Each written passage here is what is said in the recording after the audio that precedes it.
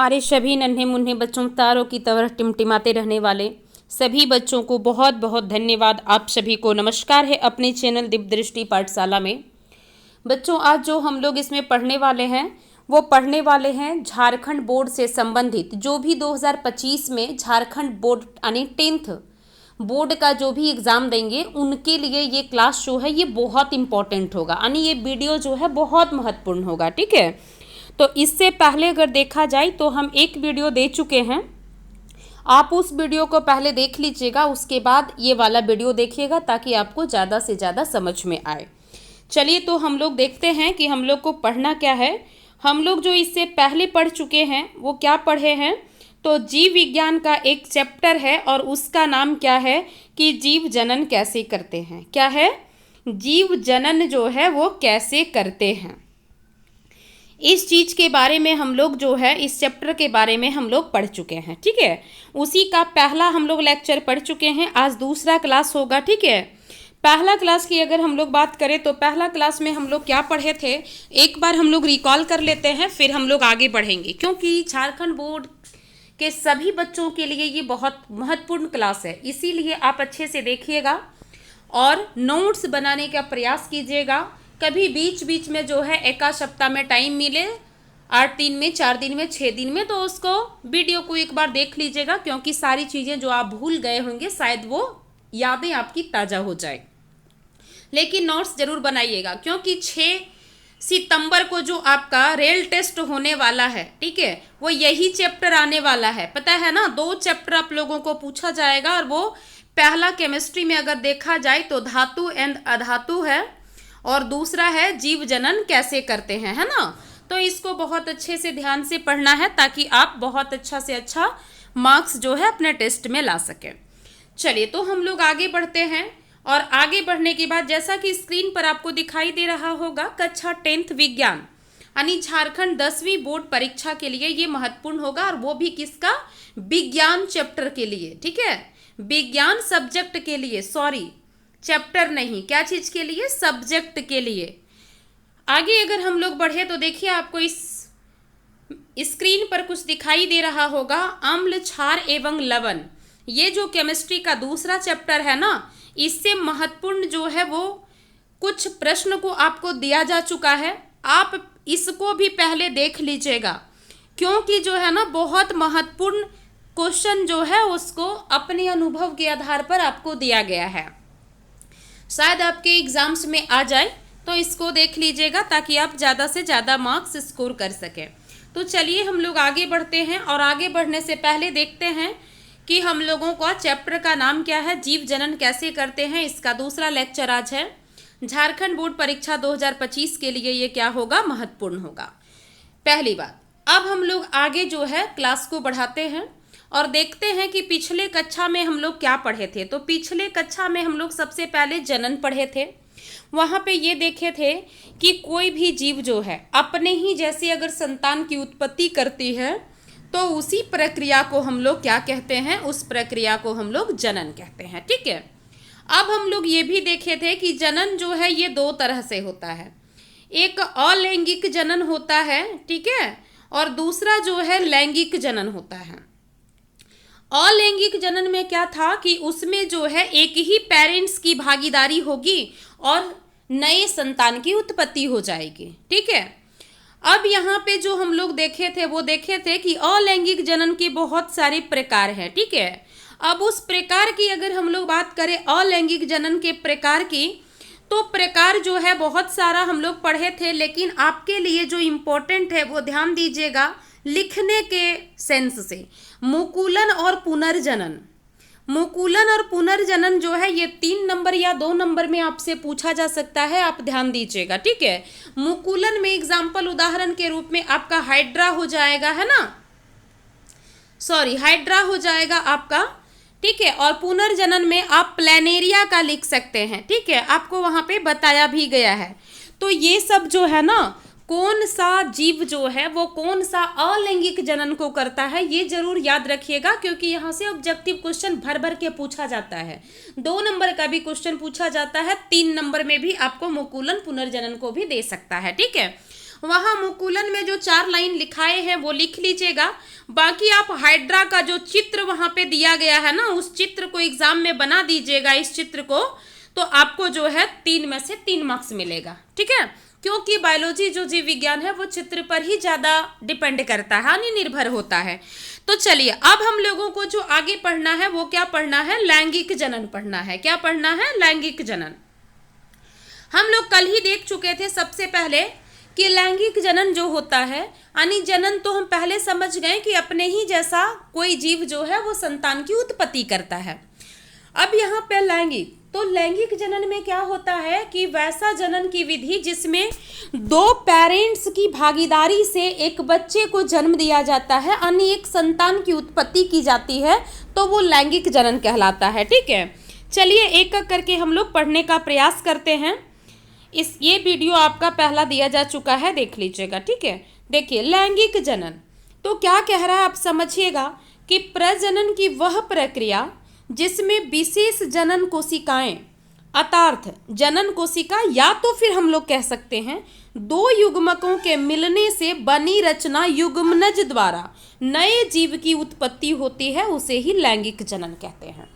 देखिए आपको उस टाइम हम वहाँ क्या बताए कि 2 पेरेंट्स की अगर भागीदारी से किसी संतान की उत्पत्ति हो रहा है तो वो लैंगिक जनन है, लेकिन यहाँ पे हम थोड़ा परिभाषा बदल दिए हैं, है ना। तो इसमें समझिएगा हम क्यों बदल दिए हैं, देखिए अच्छे से बताते हैं। अब यहाँ पे देखिए क्या कह रहा है, जनन है मतलब जीव की यानी संतान की उत्पत्ति होगी। यहाँ पे क्या है कि हम लोग पहले ही देख चुके हैं कि लैंगिक जनन में 2 पेरेंट्स की भागीदारी है। जैसे फॉर एग्जाम्पल हम मनुष्य का ही ले लेते हैं। ठीक है, अब मनुष्य में संतान की जो उत्पत्ति हो रही है उसमें 2 पेरेंट्स की भागीदारी है। कौन कौन है, तो पुरुष हो जाएंगे जिसको हम लोग नर से डिनोट करते हैं, और मादा जिसको हम लोग क्या करते हैं, स्त्री से डिनोट करते हैं, है ना। अब देखिए ये दोनों क्या है कि ये नर जो है ये नर युग्मक बनाएगा, ये क्या बनाएगा, ध्यान देना, नर जो है नर युग्मक बनाएगा, और मादा जो है वो मादा युग्मक बनाती है। क्या बनाती है, मादा युग्मक बनाती है, समझना इसको। यही यहाँ पे कह रहा है जनन कोशिका या तो फिर युग्मक, है ना। तो नर है तो नर युग्मक बनाएगा, जाहिर सी बात है, स्वाभाविक है ये कि नर है तो नर युग्मक ही बनाएगा, और मादा है तो मादा युग्मक बनाएगा। ठीक है, अब यहाँ पे देखिए नर युग्मक और मादा युग्मक का क्या होगा, यहाँ पे मिलन होगा, यानी संलयन होगा, है ना। दोनों का जब मिलन होगा इस प्रक्रिया को कहा जाता है निषेचन। दोनों का मिलन हुआ, इस प्रक्रिया को क्या कहेंगे हम लोग, प्रक्रिया जो है ना ये क्या कहलाएगी, ये कहलाएगी निषेचन। ध्यान देना, ठीक है, क्योंकि यहाँ पे थोड़ा सा लिखने में प्रॉब्लम होता है, लेकिन फिर भी ये प्रक्रिया निषेचन कहलाती है, इसीलिए हम बोल दे रहे हैं। और जो रचना का निर्माण हो रहा है उस रचना का नाम है युग्मनज। क्या है, युग्मनज, जैसा कि यहाँ तुमको दिखाया गया है ना। ये रचना जो बन रहा है ये क्या कहलाएगा, युग्मनज कहलाएगा। अब यही युग्मनज जो है ना, ये जो युग्मनज है ये आगे जाके क्या निर्माण करेगा, ये आगे जाके भ्रूण का निर्माण करेगा, और यही भ्रूण जो है ये विकसित होकर एक नए जीव की क्या करेगी, उत्पत्ति कर देगी। ठीक है, तो आई होप तुम लोग को यहाँ तक समझ में आया होगा। एक बार फिर से हम बता देते हैं, देखना, जनन कोशिका बोलो या तो 2 युग्मक बोलो। हम अभी यहाँ क्या बोले, ये नर है ये मादा है ना। अब हम लोग शॉर्ट में लिखते हैं, नर जो है वो नर युग्मक को बनाएगा, है ना। कौन सा युग्मक बनाएगा, नर युग्मक बनाएगा। ठीक है, और मादा जो है ये मादा युग्मक बनाएगा, है ना, मादा युग्मक। दोनों का मिलन होगा, इस प्रक्रिया को क्या कहते हैं, निषेचन कहते हैं।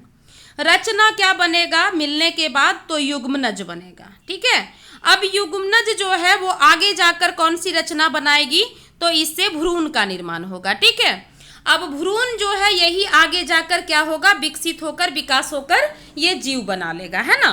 तो यही प्रक्रिया जो है ये लैंगिक जनन कहलाती है।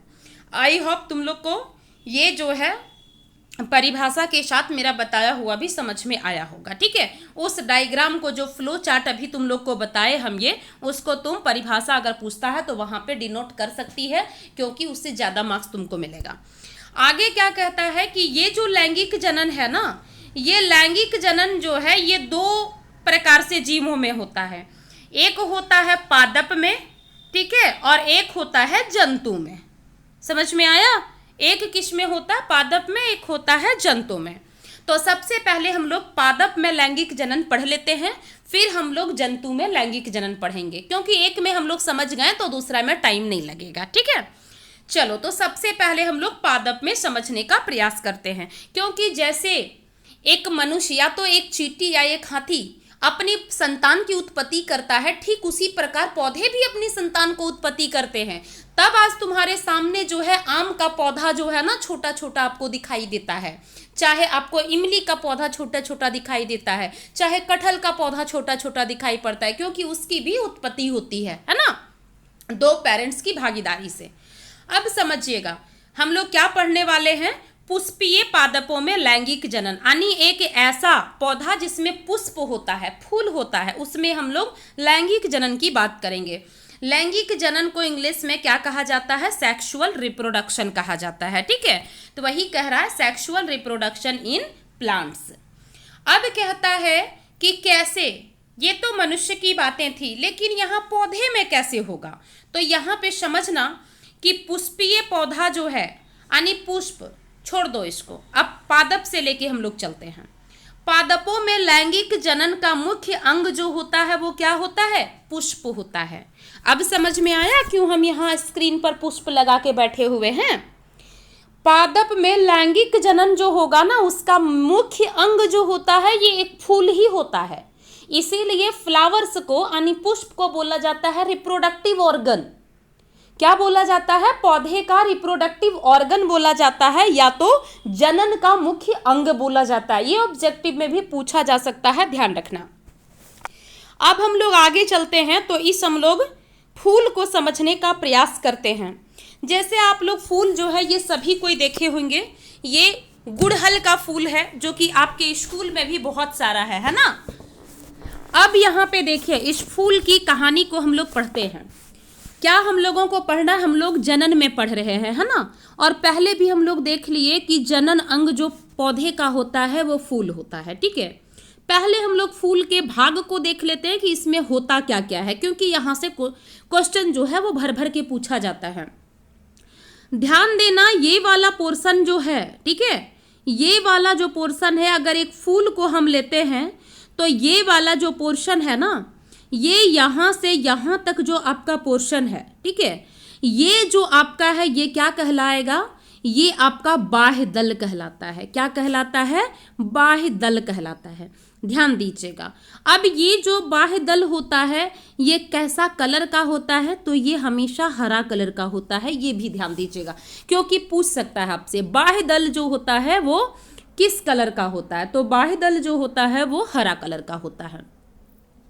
आगे अगर हम लोग बढ़े तो ये जो गुलाबी कलर का आपके पास जो दिख रहा है, ठीक है, ये जो गुलाबी कलर का दिख रहा है ना, ये क्या कहलाता है? ये दलपुंज कहलाता है। या तो दल कह सकते हैं या तो इसको दलपुंज भी आप कह सकते हैं, ठीक है। अब ये जो दल या दलपुंज है ना, ये रंगीन होता है। ये कैसा होता है? इसका रंग रंगीन होता है, मतलब कोई भी कलर का हो सकता है। इसीलिए आप फूल देखे होंगे, कोई जो है हल्का पिंक कलर का है, कोई डार्क पिंक कलर का आपको दिखाई देता है, कोई लाल कलर का दिखाई देता है। यही दलपुंज के कारण इसका कलर जो है ना वो किसी भी कलर का आपका हो सकता है, यानी दलपुंज हम लोग समझ गए। अब जो हम लोगों को समझना है वो महत्वपूर्ण ये है, समझिएगा, ये आपका जो दिख रहा है, ठीक है, ये आपका जो रचना दिख रहा है ये आपका क्या है? तो ये रचना जो आपका है ना, ये रचना आपकी क्या कहलाती है? ये स्त्री केसर कहलाता है। ध्यान देना, इसी स्त्री केसर पर खेला है, ठीक है। और ये जो आपका रचनाएं दिख रहा है, ये जो आपका रचना दिख रहा है, आप देख रहे हैं, ये लंबा लंबा रचना जो दिख रहा है, ये आपका रचना जो है ना, ये क्या है? तो इसका नाम है पुंकेसर। क्या है इसका नाम? पुंकेसर है। ध्यान दीजिएगा हम क्या बताना चाह रहे हैं, ठीक है। ये स्त्री केसर और ये पुंकेसर, यही दोनों की मेन कहानी है। ये जो रचना आपको हम यहां से यहां तक बताए, ये रचना है क्या? तो ये रचना है स्त्री केसर, और ये जो लंबा इस टाइप का चारों तरफ से है, ये है पुंकेसर। जैसा कि आपको यहाँ पे दिखाई दे रहा होगा स्त्री केसर और इधर पुंकेसर। अब समझना कि ये जो पुंकेसर है ना, ये जो पुंकेसर है, इसके 2 भाग होते हैं। इसके कितने भाग होते हैं? 2 भाग होते हैं। समझना यहाँ पे, ये जो यहाँ से यहाँ तक लंबा वाला भाग है, इसको तंतु कहा जाता है या पुतंतु कहा जाता है, जैसे कि यहाँ पे लिखा हुआ है। और ये जो आपका है, ये जो यहाँ पे गोल वाला रचना है, गोल के अंदर, वो आपका है परागकोश। वो क्या कहलाएगा? परागकोश। अब इस परागकोश को अगर हम खोल दें, अगर हम इसको निकाल दें, तो इसके अंदर जो है ना, इस प्रकार का छोटा छोटा एक दाना आपको दिखने को मिलेगा, और इसी दाना का नाम होता है परागकण। क्या होता है इसका नाम? परागकण होता है। ध्यान दीजिएगा, यानी परागकोश के अंदर क्या है? परागकण है। तो ये जो तंतु और परागकोश है, ये दोनों मिलाकर क्या कहलाता है? पुंकेसर कहलाता है। और ये जो पुंकेसर है, जो समझाना चाह रहे हैं वो समझना, ये जो पुंकेसर है ना, यही क्या है? नर युग्मक है। क्या है ये? नर युग्मक है। अभी तुम लोग को लैंगिक जनन में हम युग्मक बताए ना, यानी जो पुरुष का पार्ट है पौधे में, ये पुंकेसर है। और पुंकेसर किस चीज का निर्माण करता है? तो नर युग्मक बनाता है ना। अब उसी तरह स्त्री केसर की बात करें तो इनका 3 भाग है। देखना, स्त्री केसर तुमको यही वाला हम बताए थे ना, ये ऊपर वाला जो फूल जैसा रचना है, इसको वर्तिकाग्र कहा जाता है। ये जो लंबा सा ये रचना है, इसको वर्तिका कहा जाता है। और ये जो उभरा हुआ भाग है, ये उभरा हुआ भाग जो है ना, इसको अंडाशय कहा जाता है। क्या कहा जाता है? अंडाशय कहा जाता है। इसके अंदर इस टाइप का जो रचना है, वो क्या कहलाता है? वो कहलाता है बीजांड। क्या कहलाता है? बीजांड। अब बीजांड के अंदर क्या होगा? तो बीजांड के अंदर ही बीज होता है। ठीक है। अब देखो, ये जो स्त्री केसर, तीनों मिलकर स्त्री केसर का रचना किया। और स्त्री केसर क्या है? तो स्त्री केसर जो है वो अगर देखा जाए तो ये,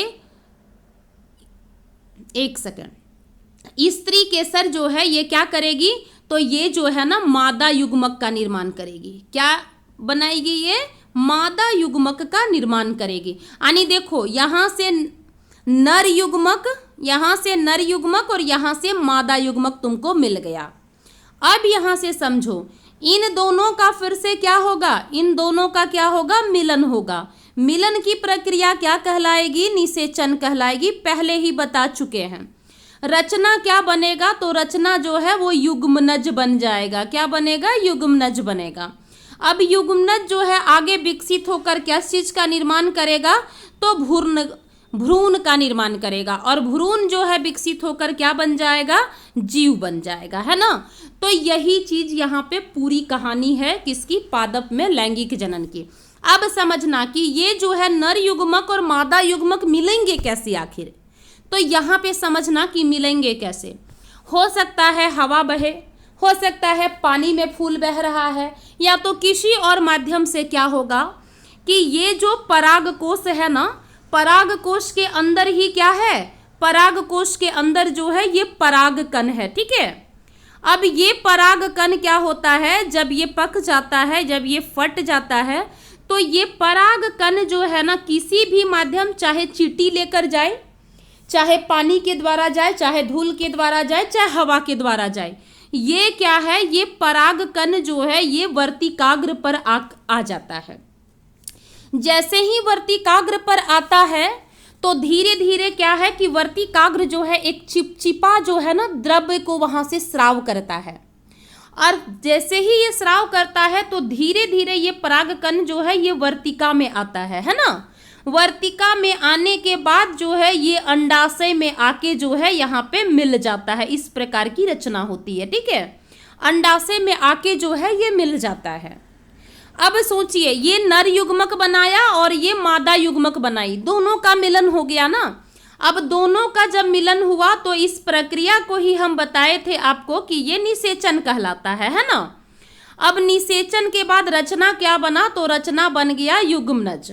अब युग्मनज आगे वृद्धि करके क्या बनाएगा, तो भ्रूण का निर्माण करेगा और भ्रूण जो है आगे विकसित होकर एक नए जीव को उत्पन्न कर देगा, है ना। तो यही पूरा खेला जो आपका है ये पौधे में लैंगिक जनन का है, जो कि 5 नंबर में पूछा जाता है कि पौधे का लैंगिक जनन की व्याख्या करें। यही आपको वहां पे दर्शाना है, लिखना है, ठीक है। चलो अब हम लोग आगे देखते हैं। आगे वही चीज बताया गया है कि पुष्प के विभिन्न भाग जैसे बाह्य दल, जो तुमको बाह्य दल क्या चीज को हम बताए, जो तुम्हारा हरा वाला भाग था, है ना। दल यानी पंखुड़ी भी इसको कह सकते हैं, इसको दलपुंज भी कह सकते हैं, जो रंगीन वाला भाग था। पुंकेसर, पुंकेसर क्या है, तो ध्यान रखना ये नर युग्मक है। ये क्या है, नर युग्मक है। पूछ सकता है ऑब्जेक्टिव में, बहुत भी आई है, बच्चे फंस जाते हैं। और स्त्री केसर क्या है, तो स्त्री केसर जो है ये मादा युग्मक का निर्माण करता है, ठीक है।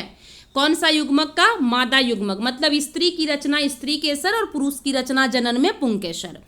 आगे अगर हम लोग चले तो आगे जो है रचना कैसे कैसे आगे जाएगा समझना। बाह्य दलपुंज के बाद दलपुंज और दलपुंज के बाद पुंकेसर। पुंकेसर का दूसरा नाम पुमंग भी है, याद रखना। और स्त्री केसर का दूसरा नाम जायांग भी है, ठीक है। ये कोई भी नाम से पूछा जा सकता है।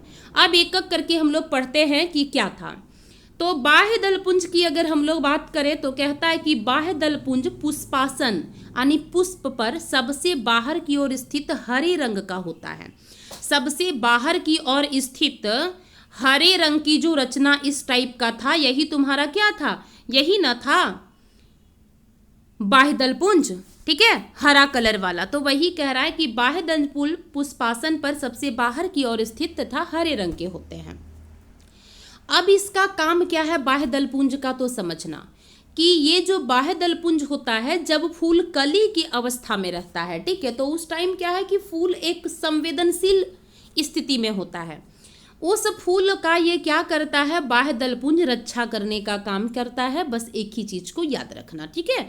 बाहर की ओर स्थित होता है, यहां से 3 चीज याद रखना। बाहर की ओर स्थित होता है पुष्प में बाह्य दलपुंज, इसीलिए इसका नाम भी है बाह्य दलपुंज।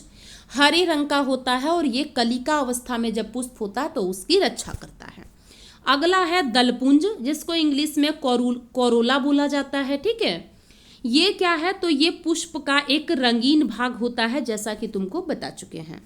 तथा परागन में ये सहायक होता है, ठीक है। परागन एक प्रक्रिया है जो हम लोग बाद में अभी पढ़ेंगे, है ना। तो कहता है कि ये जो दलपुंज है ये परागन में सहायक होता है। आगे अगर हम लोग देखें तो अगला जो हम लोगों का भाग है वो है पुंकेसर, जिसको इंग्लिश में स्टैमेन के नाम से जाना जाता है या फिर एंड्रोसियम के नाम से भी जाना जाता है। तुम लोग का पूछेगा तो ध्यान रखना, वैसे पूछना तो नहीं चाहिए। पुंकेसर का तुम लोगों का ये दे सकता है, क्या नाम बताए थे, पुमंग बताए थे शायद ना, हाँ पुमंग, पुमंग या तो पुंकेसर दे सकता है। अब यहाँ पे समझो क्या कह रहा है कि यह पुष्प का एक नर जनन भाग होता है। कौन सा जनन का अंग होता है, ध्यान रखना, नर जनन अंग या तो नर जनन भाग जो है पौधे में कौन सा होता है, तो पुंकेसर होता है या पुमंग होता है। एक फूल में कई पुंकेसर होते हैं। अभी हम लोग देखे ना, बहुत सारा पुंकेसर था ना, हम लोग 4 लगभग 5 देखे हैं ना। तो वही कहता है कि एक फूल में कई पुंकेसर होते हैं, प्रत्येक पुंकेसर में नर युग्मक। अब देखो ये जो पुंकेसर होता है किस चीज का निर्माण करता है, तो नर युग्मक का निर्माण करता है। और यही नर युग्मक जो होता है उसका नाम क्या है, उसका नाम परागकण है। जो तुम लोगों को बताए कि पराग कोश के अंदर में इस टाइप का रचना जो होता है ये परागकण कहलाता है, और यही क्या है, नर युग्मक है। आगे कह रहा पुंकेसर परागकण का निर्माण करता है, यही है ना। पुंकेसर जो है नर जनन भाग है ना। अब यही पुंकेसर जो है क्या कहलाता है, तो नर युग्मक कहलाता है। नर युग्मक का निर्माण करता है। नर युग्मक का नाम क्या है, तो नाम पूछेगा तो परागकण है, ठीक है, ध्यान रखना। कहता है यह निचले भाग जो लंबा वाला ये भाग था, है ना, ये लंबा भाग जो था ये तंतु कहलाता है और ये परागकोश कहलाता है। इसी के अंदर परागकण होता है, ध्यान रखना। अब चलो हम लोग एक पुष्प से और समझने का प्रयास करते हैं, क्योंकि यहाँ अलग अलग निकाल के तुम लोग को दिखाने का प्रयास किए हैं। देखो ये ग्रीन वाला पार्ट जो है ये तुम लोगों को अभी हम बता चुके हैं। ये क्या है, इसमें थोड़ा सा अलग अलग नाम दिया है, क्योंकि बहुत नाम है जो तुम लोगों का बुक में है वही हम बताए हैं, ठीक है। बाह्य दलपुंज कह सकते हैं, देखो यहाँ पे लिखा हुआ है। और ये जो पीला कलर वाला है ना, ये क्या है तुम्हारा, तो ये दलपुंज है, जैसा कि तुमको हम बता चुके हैं पिछले फूल में। आगे क्या है, यही तुम्हारा जो रचना है, ये रचना क्या है, ये कौन सा रचना है, पुंकेसर है। पुंकेसर जो है इसका ये जो लंबा वाला भाग है यही तुम्हारा तंतु कहलाएगा, और ये जो भाग है ये परागकोश कहलाएगा। परागकोश के अंदर क्या होता है, तो परागकोश के अंदर जो है ये परागकण होता है, ठीक है। और यही जो है क्या है, नर क्या है, युग्मक कहलाता है। अब ये वाला ग्रीन वाला रचना की बात करेंगे तो ये जो है ना, ये तुम्हारा क्या है, स्त्री केसर है, जिसको जायांग के नाम से भी जाना जाता है। अब स्त्री केसर जो है ये क्या करेगा, तो ये जो है ये क्या करेगा, मादा युग्मक का निर्माण करेगा। अब यहाँ पे समझना, ये जो है मादा युग्मक है और ये जो है पुरुष यानी नर युग्मक है। दोनों का मिलन कैसे होगा, तो पहले ही बता दिए तुम लोगों का कि ये जो है ना, ये वाला जो भाग है यही है आपका स्त्री केसर, और ये जो है इसमें परागकण है जो कि नर युग्मक है, यानी क्या है, ये नर युग्मक है। अब ये परागकण जो है ना किसी भी माध्यम से जाए, ठीक है, और कहाँ पे चला जाए, वर्तिकाग्र पर आके ये बैठ जाए, किसी भी माध्यम से, हवा हो, पानी हो, धूल हो, जो भी हो, ये जो है ना परागकण का वर्तिकाग्र तक पहुंचने की जो प्रक्रिया है ये क्या कहलाती है, ये परागन कहलाती है। ये क्या कहलाती है, परागन कहलाती है, ध्यान देना। अब यहाँ से धीरे धीरे वर्तिका के पास आएगा, वर्तिका के पास से क्या है कि ये अंडाशय में जाकर बैठ जाएगा, है ना। कहाँ पर जाके बैठ जाएगा, अंडाशय में। अब अंडाशय में दोनों का मिलन होगा, फिर जो है मिलन की प्रक्रिया वही चीज फिर से बता रहे हैं, समझो, निषेचन कहलाएगी। निषेचन के बाद जो है युग्मनज बन रहा है, और युग्मनज के बाद जो है युग्मनज आगे विकसित होकर भ्रूण का निर्माण कर रहा है, और भ्रूण विकसित होकर एक जीव का निर्माण कर दे रहा है। यही कहानी है, ये कहानी खत्म हो गई, ठीक है। आई होप तुम लोग को समझ में आया होगा, हम 2 बार इसीलिए बताने का प्रयास किए हैं। याद रखना, स्त्री केसर को जायांग और पुंकेसर को पुमंग कहा जाता है। स्त्री केसर जो होता है ये मादा युग्मक का निर्माण करता है, जिसका मादा युग्मक का नाम क्या है, तो याद रखना मादा युग्मक का नाम अंडाशय है, ठीक है। अब यहाँ पे क्या है कि पुंकेसर जो है ये क्या है कि नर युग्मक का निर्माण करता है, और नर युग्मक जो है उसका नाम क्या है, तो उसका नाम है परागकण, ठीक है। परागकण कहाँ सुरक्षित होता है, तो परागकण जो है ये परागकोश में सुरक्षित होता है। सारा क्वेश्चन तोड़ तोड़ के ऑब्जेक्टिव बता दे रहे हैं, ठीक है। कहाँ होता है, परागकोश में होता है। बस खाली तुम लोग को अच्छे से वीडियो को 4-8 बार देख लेना, एकदम दिमाग में सेट हो जाएगा, ठीक है। चलो आगे अगर हम लोग बढ़े तो वही चीज हम लोग स्त्री केसर को देखते हैं। स्त्री केसर पुष्प का मादा जनन अंग होता है, बस इस चीज को ध्यान रखना। इसके 3 भाग होते हैं, वर्तिकाग्र, वर्तिका और अंडाशय होते हैं, जैसे कि हम दिखा चुके हैं चित्र में। सबसे ऊपरी भाग जो है ये वर्तिकाग्र कहलाता है, जैसे यहाँ पे हम लोग देख चुके थे, यही था ना। ये जो है भाग वर्तिकाग्र, ये भाग वर्तिका कहलाता है। कहता है वर्तिकाग्र जो प्रायः कैसा होता है, चिपचिपा होता है, इसी कारण जो है परागकण इसके अंदर प्रवेश कर पाता है। मध्य भाग जो है ये वर्तिका कहलाता है, और सबसे निचला उभरा हुआ भाग जो है ये अंडाशय कहलाता है, ठीक है। जिसमें क्या होता है, बीजांड होता है, तथा प्रत्येक बीजांड में एक अंड कोशिका यानी मादा युग्मक होता है। यहाँ से एक चीज और समझना, एक चीज और बताते हैं। ये देखो, जैसे ही इन लोग का मिलन का प्रक्रिया समाप्त हो जाता है ना, यानी स्त्री केसर और ये जो है पुंकेसर जिस युग्मक का निर्माण करता है उसका जब मिलन हो जाता है, उसके बाद ये जो बाह्य दलपुंज है हरा कलर का, और ये जो पीला कलर का तुम्हारा है दलपुंज, ये सब झड़कर खत्म हो जाता है। इन लोग का कोई काम फिर नहीं बचता है, ठीक है। बस स्त्री केसर और पुंकेसर ही काम करता है आगे। चलो, तो यहाँ तक समझ में आया होगा। अब आगे समझने का है, ये तुम्हारी एग्जाम के लिए बहुत वीवीआई है, ध्यान रखना, ठीक है। क्या कहता है कि जननांगों मतलब जनन अंग के आधार पर पुष्प जो है ये कितने तरह के होते हैं, तो 2 तरह के होते हैं। पुष्प कितने तरह के होते हैं, तो ध्यान रखना ये 2 तरह के होते हैं। एक का नाम है एक लिंगी पुष्प और दूसरा है कौन सा पुष्प, उभयलिंगी पुष्प। एक लिंगी पुष्प और दूसरा उभयलिंगी पुष्प, ये जो है ना जीव में भी होता है सेम कंडीशन, याद रखना। अब क्या कह रहा है समझना कि एक लिंगी पुष्प जो होता है उसमें देखो क्या है कि जब किसी पुष्प में पुंकेसर या स्त्री केसर में से कोई एक जननांग उपस्थित होता है तो पुष्प एक लिंगी कहलाता है। जैसे एक लिंगी पुष्प का एग्जाम्पल ये दोनों एकदम दिमाग में खोस लेना, पपीता और तरबूज, ठीक है। क्या चीज, पपीता और तरबूज। अब ये क्या रहा है उसको समझो। जैसे हम मान लेते हैं कि ये कोई फूल है, ठीक है, ये क्या है कि ये कोई फूल है।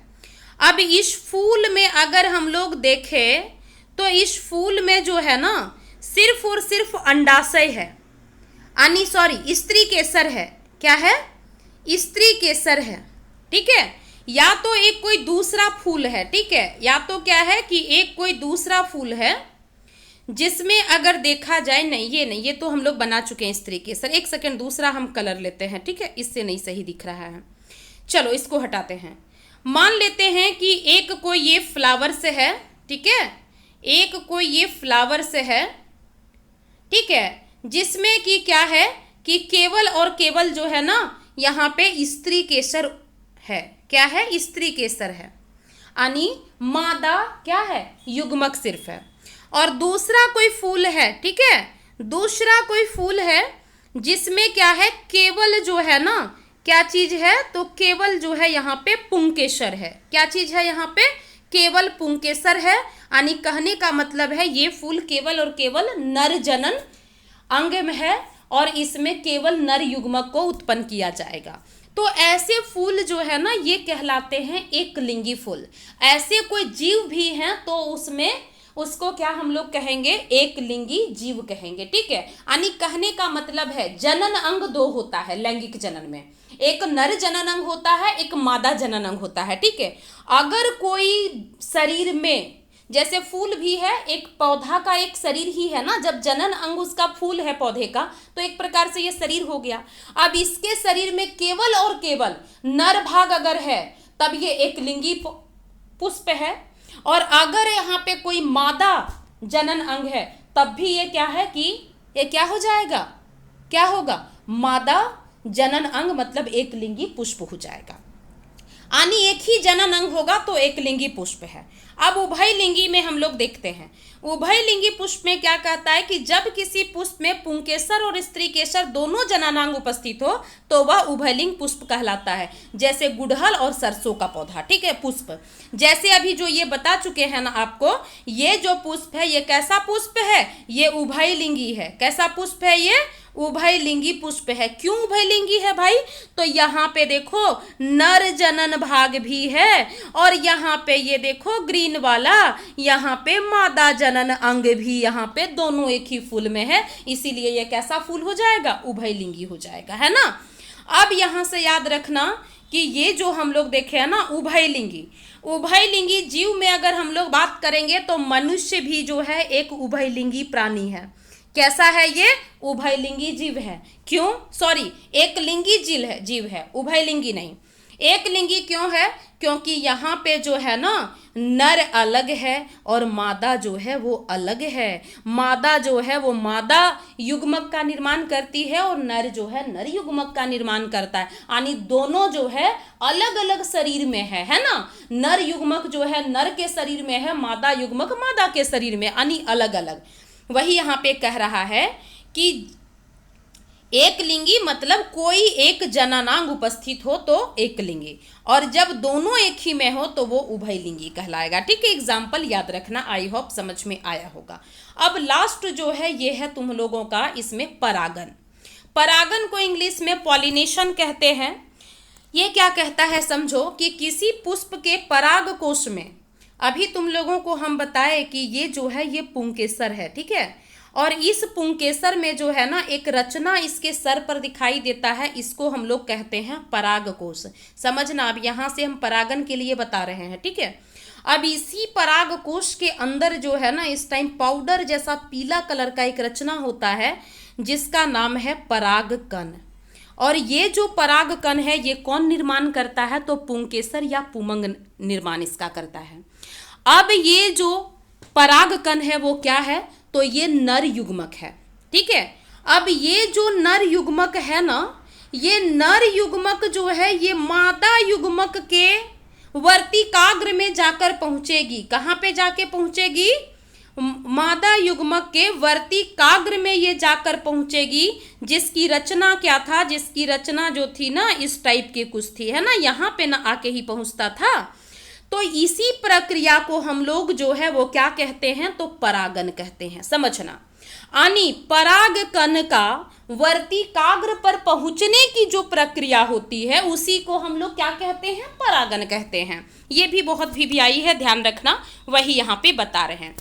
अब यहाँ से अगर देखोगी तो परागकण जो है ना परागन की प्रक्रिया जो है ये दो तरह की होती है। एक होती है स्वपरागन, क्या होता है, एक होता है स्वपरागन और दूसरा जो होता है वो क्या होता है, तो दूसरा होता है परपरागन, ठीक है। हिंदी में दिमाग से हट जाता है। किस तरह का परागन हो रहा है, प्रक्रिया दो प्रकार का, एक होता है स्वपरागन और दूसरा क्या होता है, क्रॉस पॉलिनेशन यानी परपरागन, ठीक है। क्या होता है, परपरागन। अब यहां से समझना कि ये स्वपरागन क्या है और ये परपरागन क्या है, ठीक है। चलो हम लोग समझने का प्रयास करते हैं, ये बहुत वीवीआई है। देखो ये जो है ना एक फूल तुमको दिखाई दे रहा है, ये फूल सबसे पहले कौन सा तरह का फूल है, उभयलिंगी है या एकलिंगी है, तो ये जो फूल है ये उभयलिंगी फूल है। क्यों, क्योंकि यहाँ पे देखो ये जो रचना तुमको दिख रहा है ना यहाँ से यहाँ तक, ये है तुम्हारा क्या रचना है, तो ये है स्त्री केसर, है ना। और इसी के बगल में ये जो रचना दिख रहा है ये है पुंकेसर, यानी स्त्री केसर पुंकेसर। कहने का मतलब कि नर जनन अंग और मादा जनन अंग दोनों एक ही फूल में है, इसीलिए इसको क्या कहेंगे हम लोग, इसको उभयलिंगी फूल कहेंगे। अब देखो ये जो है ना ये परपरागन, एक तुमको बताए कि एक जो है स्वपरागन होता है और एक परपरागन होता है, ठीक है। तो ये जो चित्र में हम बताएंगे तुम लोगों का, ये परपरागन बताएंगे। क्या बताएंगे, परपरागन। अब परपरागन कैसे होता है समझना। अब यहाँ पे देखो एक फूल, ये पहला फूल है और ये फूल जो है ये दूसरा फूल है, ठीक है। अब देखना तुम लोग को हम क्या बताए हैं, ये इंग्लिश को काटते हैं हम हिंदी लिखते हैं, ठीक है। वर्तिकाग्र, यही ना वर्तिकाग्र है, ये वाला बीच का पोर्शन जो है ये वर्तिका होता है ना। तो यहाँ समझना इस, और ये जो तुम्हारा पुष्प ए है इसकी रचना क्या है, तो इसकी रचना है पुंकेसर। और पुंकेसर में भी क्या है, ये है परागकोश। परागकोश के अंदर क्या है, परागकण। अब ये जो परागकण है ना ये किसी भी माध्यम से जा सकता है, चाहे वो माध्यम पानी का हो, चाहे कोई चींटी यहाँ पे आके, या तो फिर कोई मक्खी जो है आकर पुष्प पर बैठे और ले जाकर जो है ये मादा जनन अंग तक पहुंचा दे, है ना। तो इसी प्रक्रिया को हम लोग क्या कहेंगे, परागन। अब वही कहता है कि परागकणों का वर्तिकाग्र तक पहुंचने की प्रक्रिया परागन कहलाती है। अब यहाँ पे क्या है कि किसी माध्यम से ये पहुंच गया, लेकिन यहाँ पे समझना अब परागन भी दो प्रकार का बताए। तो पर परागन में क्या होगा कि जो है ना मादा जनन अंग जो है वो अलग फूल में है और जो है नर जनन अंग जो है वो अलग फूल में है, ठीक है। और इसका ट्रांसफर अगर हो रहा है तो ये पर परागन होगा। पर का मतलब ही होता है दूसरा, यानी दूसरे फूल में अगर ट्रांसफर होके जा रहा है तो वो क्या कहलाएगा, वो कहलाएगा पर परागन। आगे चलो देखते हैं कि स्वपरागन और पर परागन क्या है, पहले देख लेते हैं। स्वपरागन में कहता है जब किसी पुष्प का परागकण जो है या तो हवा या तो पानी या तो किसी जंतु के द्वारा उसी पुष्प के मतलब सेम पुष्प पर सेम पुष्प के वर्तिकाग्र पर पहुंचता है तो उसे स्वपरागन कहते हैं। ठीक है, इसको छोड़ो, नहीं समझ में आता, डायग्राम से समझाएंगे। पर परागन, जब किसी पुष्प का परागकण हवा से, पानी से या फिर जंतु के द्वारा, ठीक है, किसी अन्य पुष्प के वर्तिकाग्र पर पहुंचता है तो उसे परागन कहते हैं। जैसे यहाँ पे देखना, यहाँ पे ये एक ही फूल है ना, ये तुम्हारा क्या है, ये रचना जो तुम्हारा है ये क्या है, ये रचना तुम्हारा क्या है, पुमंग है, यानी पुंकेसर है, यही ना। अब इसके अंदर क्या है, इसमें जो है परागकोश है। अब परागकोश के अंदर क्या है, तो परागकण है। अब यही परागकण जो है कहाँ पे जाएगा, मादा जनन अंग, मादा जनन अंग के किस भाग पर जाएगा, वर्तिकाग्र पर जाएगा। तो देखो एक ही फूल में यहाँ से निकला ये परागकण और उसी फूल के वर्तिकाग्र पर पहुंच गया, मतलब ये स्वपरागन है। मतलब स्व मतलब हो गया अपना, यानी अपने ही फूल पर गया है ना। आगे देखो, ये जो है देखना अलग फूल है, ए प्रकार का, ये बी प्रकार का है मान लो। अब देखो ये जो परागकण निकल रहा है ना, और यहाँ पर जो पहुंचेगा वर्तिकाग्र पर, ये जो है प्रक्रिया क्या कहलाएगी, तो ये प्रक्रिया पर परागन कहलाएगी। क्या कहलाएगी, पर परागन। यही था तुम्हारा परागन और परागन के प्रकार। ये भी बहुत VVI क्वेश्चन है, ध्यान रखना, ये भी एग्जाम्स में बहुत बार पूछा गया है। अब एक क्वेश्चन है, परागन और निषेचन में अंतर 2 मार्क्स में पूछा जाता है, ध्यान रखना इसको, कि परागकोश से परागकणों का वर्तिकाग्र पर पहुंचने की क्रिया क्या कहलाती है, परागन कहलाती है, बहुत बार बता चुके हैं। अब ये परागन जो है वो कैसे होता है, कैसे पहुंचता है परागकण वहां तक, तो कीट के माध्यम से, वायु, जल, पक्षी कोई भी पहुंचा दे तो ये जो है क्या हो गया, आपका परागन हो गया। अगला निषेचन है, कहता है नर तथा मादा युग्मक के मिलने की प्रक्रिया क्या कहलाती है, निषेचन। जैसे आपको बताए नर है और ये मादा है, नर जो है वो नर युग्मक बनाएगा, मादा मादा युग्मक बनाएगा, दोनों का मिलन होगा, ये प्रक्रिया जो है क्या कहलाएगी, निषेचन कहलाएगी। आगे कहता है कि उच्च पादपों में नर युग्मकों को मादा युग्मक तक ले जाने का कार्य पराग नलिका करती है। उच्च पादप जो है पराग की नलिका, ऐसे करके जो भी बताए ना कि ये जा रही है, ये नली है एक तरह से देखा जाए तो, ठीक है, वही चीज को यहाँ पे कह रहा है। अब देखो जो मेन है, ये क्वेश्चन 5 नंबर में पूछेगा, इसको बहुत अच्छे से समझ लो। जितना तुम पढ़ी ना वो सारा 2 नंबर क्वेश्चन था, 3 नंबर में तुमको पूछ सकता है परागन वाला क्वेश्चन, ठीक है, और 2 नंबर में बाकी सब पूछ सकता है। उसके बाद अगर देखा जाए तो 1 नंबर का क्वेश्चन सब भरा हुआ था। 5 नंबर का क्वेश्चन अगर पूछेगा तो तुमको यहीं से पूछेगा, ध्यान देना। क्या पूछेगा, पुष्पी पौधों में लैंगिक जनन की व्याख्या करें। जितना फ्लावर्स में पढ़े याद रखना, जो वो फ्लावर्स हम बताए ना वो 3 नंबर में या तो 5 नंबर में देगा, तुमको चित्र बनाकर देगा, तुमको नाम दर्शाने बोलेगा। जैसे बाह्य दलपुंज, दलपुंज जो सब बताए थे ना वो नाम दर्शाने बोलेगा, ध्यान रखना इसको। वो भी क्वेश्चन 5 नंबर या 3 नंबर का पूछ सकता है। अब देखो कहता है कि आवर्त बीजी पौधा। अब आवर्त बीजी पौधा क्या कहते हैं मैम, क्योंकि इतना देर तो आवर्त बीजी आप बताए ही नहीं। मतलब एक ऐसा पौधा जिसका बीज जो है ना, जिसका बीज जो है उसके ऊपर कभर हो, उसी को हम लोग आवर्त बीजी पौधा कहते हैं, या फिर जिसमें फूल हो, ठीक है। अब समझो, कहता आवर्त बीजी पौधे के जननांग पुष्प में अवस्थित होते हैं। अभी हम लोग देखे ना जनन अंग, जननांग मतलब जनन अंग, समझना इसको अच्छे से, एकदम अच्छे से तुम लोग लिख लेगी। जनन अंग, जनन अंग को ही हम लोग क्या कह रहे हैं, जना अंग कह रहे हैं, ठीक है। अब यहाँ से समझने का तुम लोग प्रयास करना कि ये जो है ना जनन अंग जो है कहाँ अवस्थित होते हैं, तो पुष्प में होते हैं। हम लोग देख लिए हैं, ये पुंकेसर, और ये जो हमारा है ये क्या है, ये स्त्री केसर। तो ये कहाँ है, पुष्प में अवस्थित है। अब आगे चलते हैं। पुष्प के विभिन्न भाग जैसे बाह्यदल, दलपुंज, स्त्री केसर, पुंकेसर, यानी हम लोग इसको पढ़ चुके हैं, ये विभिन्न भाग होते हैं, बता चुके हैं, ठीक है। कहता है पुंकेसर नर जननांग है जो परागकण बनाता है, अभी बता चुके हैं। परागकण सामान्यतः पीली रंग का होता है, ठीक है। अब कहता है कि स्त्री केसर पुष्प के केंद्र में अवस्थित होता है। हम लोग देखे ना पुष्प के बीच में वो अवस्थित था, तथा यह पुष्प का मादा जनन अंग है। यह 3 भागों से बना हुआ होता है, ठीक है, वर्तिका, वर्तिकाग्र और अंडाशय, ये भी हम लोग पढ़ चुके हैं। कहता है कि अंडाशय में बीजांड होते हैं। अंडाशय के अंदर क्या होता है, बीजांड होते हैं, तथा प्रत्येक बीजांड में एक क्या होता है, अंड कोशिका होती है जिसका नाम अंडाशय है ना। परागकण द्वारा उत्पादित नर, अब देखो ये जो परागकण है, ठीक है, ये क्या करता है, ये जो परागकण द्वारा उत्पादित नर युग्मक, परागकोश होगा, ठीक है, ध्यान देना, परागकोश द्वारा उत्पादित नर युग्मक अंडाशय की अंड कोशिका से संलयित हो जाती है, मतलब जाकर मिल जाती है, ठीक है। जनन कोशिकाओं के इस युग्मन अथवा निषेचन से, अब दोनों का मिलने की प्रक्रिया निषेचन बताए थे, अब ये जब निषेचन होता है तो इससे कौन सी रचना बनेगी, युग्मनज बनेगा, और यही युग्मनज जो है आगे चलकर जो है नए पौधे में विकसित होने की क्षमता रखता है या तो विकसित हो जाएगा। यही लैंगिक जनन की व्याख्या है। आई होप तुम लोग को समझ में आया होगा। अगर ना समझ में आए तो सबसे पहले जो है एक लाइक तो जरूर करना, क्योंकि इतना प्रॉब्लम से तुम लोग को जो है ना क्लास देते हैं, है ना। सब्सक्राइब जो नहीं की होगी वो चैनल को सब्सक्राइब करना, ताकि तुम लोग को ऐसे ही वीडियो जो है ना हम हमेशा देते रहें। नहीं तो फिर सब्सक्राइब नहीं कर पाओगे तो फिर हम दे नहीं पाएंगे, है ना।